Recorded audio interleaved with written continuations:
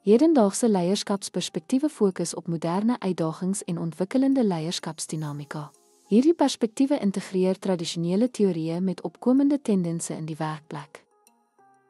Dienende leierskap prioritiseer die welstand en ontwikkeling van volgelinge bo persoonlike mag.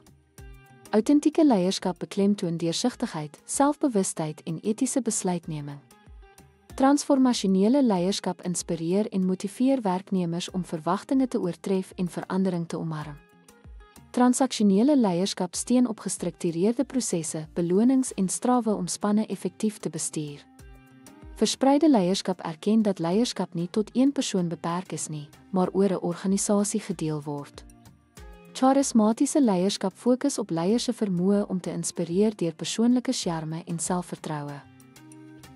Moderne leierskapsperspektiewe beklemtoon verskillende benaderings tot die effektiewe leiding van organisasies en spanne.